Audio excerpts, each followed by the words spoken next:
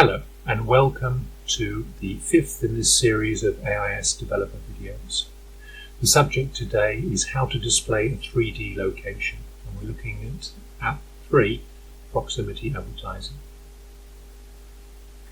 As you can see, I've got the app running on my device and I've set it on a 500 meter radius because we're fairly rural here. Let's see what we can see. If I look over in that direction, I can see the local pub, the White Horse in 149 metres, and a bus stop just next to it. You can see that what we have here is we're looking basically at the camera view with an OpenGL view overlaid. There we are, we can sell. There's something close by. B&M Concrete, and some things further away. Another bus stop over there.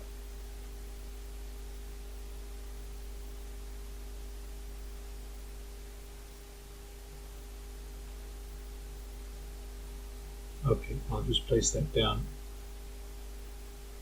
Now, let's look at the code.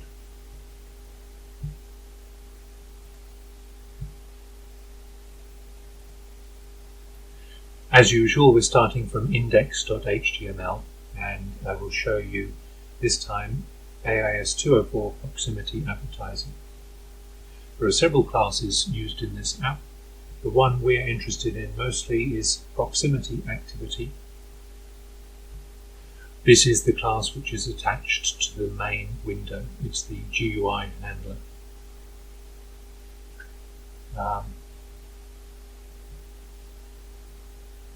Just look down. Yeah, and what I'm going to do now, I'll show you the resources that are attached to this. The window is defined in an XML file in Android.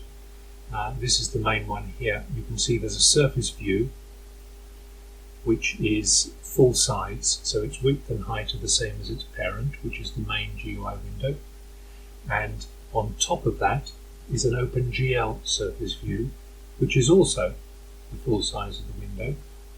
And what we do in the code is we make this OpenGL view transparent, so you can only see objects that are placed in it, but you don't see the window itself. Thus, we're able to overlay three-dimensional objects on top of the camera view. Let's have a look at the actual source code now, and this is our proximity activity class, as you can see, and in the onCreate, once we've got past all of the new permission requirements, this is code that's recently added because of Android 6.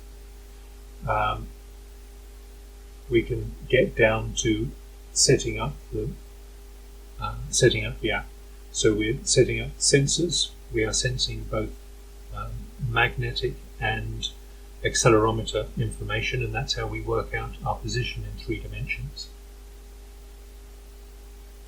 We then set up the surface view, where we're adding the camera to the surface view, and we're starting up the OpenGL surface view, which is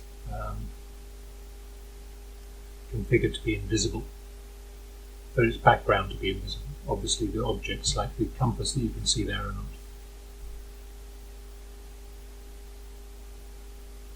Now,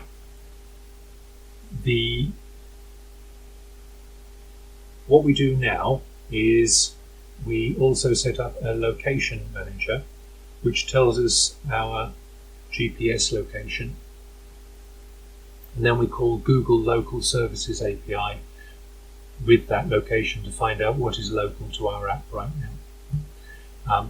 We store the center of that search as a GPS location, that is a position north, and which is longitude, and east, which is latitude.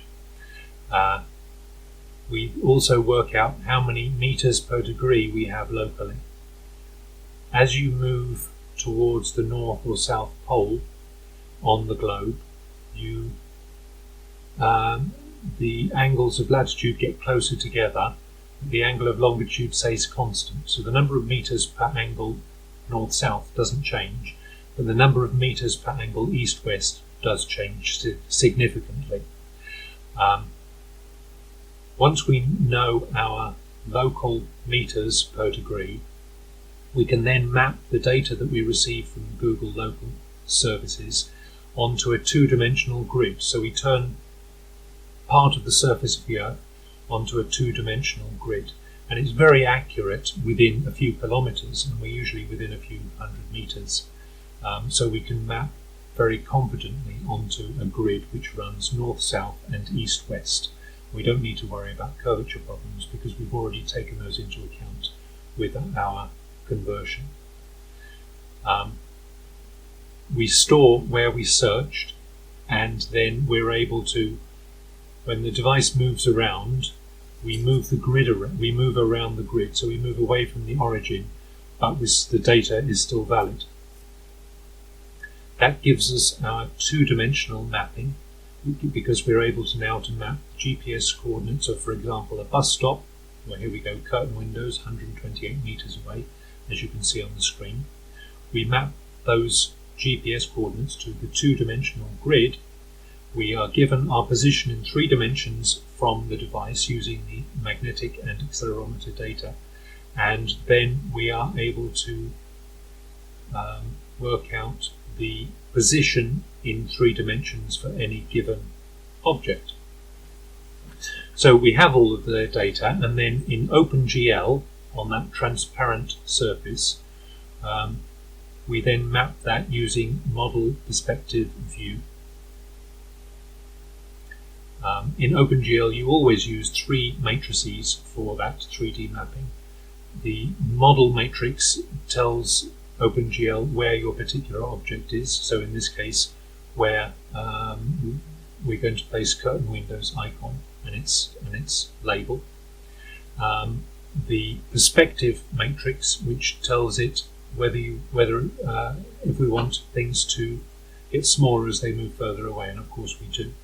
So for the perspective matrix, we estimate the distance that the user's eye is from the screen, and we work out, we can ask the device how large the screen is, and from that we can map the window into three-dimensional space. So the device acts like a window on three-dimensional space, which is what we want for augmented reality. So we're just moving it around there a little.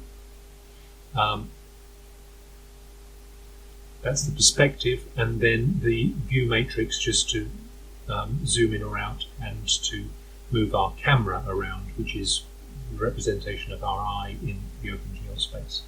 We then simply multiply those 3 matrices together to give the mapping into OpenGL. So there, what we've looked at is the code to set it up. And then the overlay renderer is the OpenGL code. Here's the distance from the eye. We're estimating a little under 0.5 meter. Here are our 3 matrices. That's the model view projection. That's after you've multiplied them. And here's projection and view matrices. And of course the view matrix, the model matrix, we have 1 for each icon.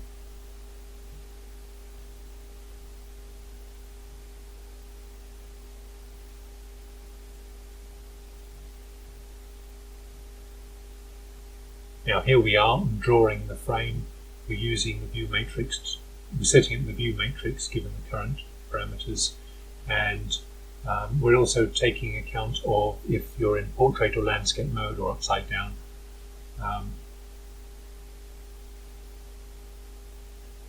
Then we translate to local coordinates. This is where we're showing the compass rose, because of course the compass rose needs to be independent of movement of the device.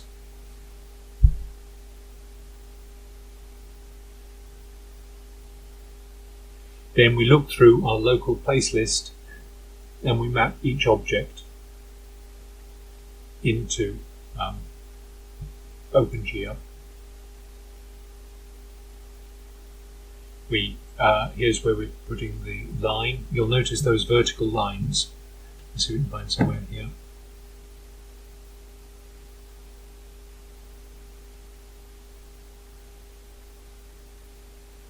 Sorry.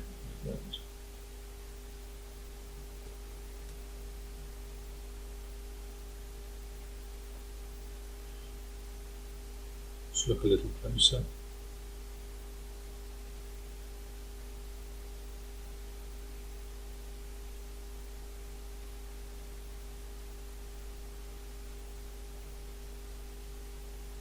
There we go. Now, those vertical lines that you can see, it helps you to be able to find objects. That's what we're looking at right there.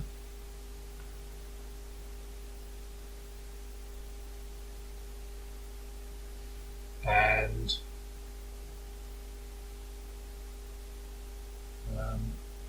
of course, here you can also see the label and the icon being displayed. The icons we grab from Google. Google Local Services provides types for objects, and then we can look up the type to find out the icon for that type.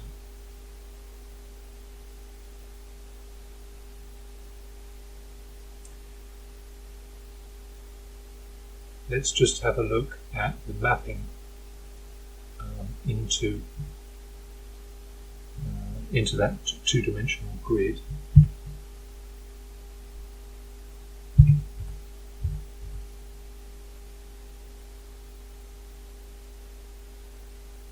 Here's where we can get surface distance. So distance on the surface of the Earth between a latitude, longitude for one object and latitude, longitude for another object. And then what we do, we've stored meters per degree latitude and degree longitude, and we calculate those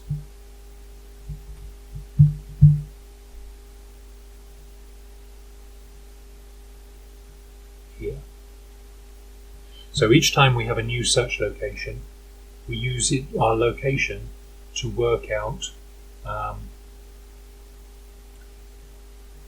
how long a degree, latitude and longitude are in our particular location on the surface of the Earth.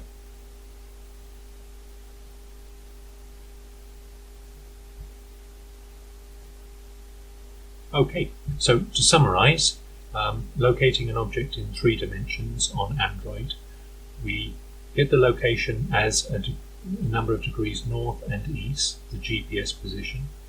We map that using our local mapping to a 2-dimensional grid.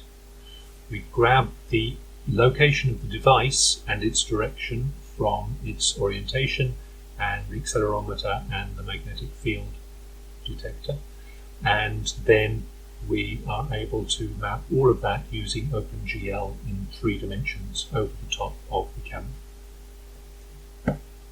And that gives us this finished result. Looking west now to the bus shelter.